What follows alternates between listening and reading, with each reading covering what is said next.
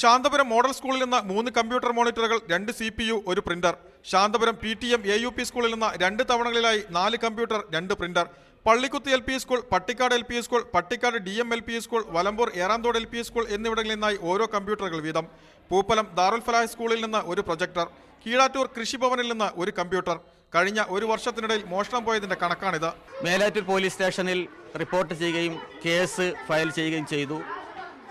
അവരും ഏതാണ്ട് കൈമലർത്തുന്ന രൂപത്തിലുള്ള ഒരു സമീപനമാണ് ഉണ്ടായിട്ടുള്ളത്.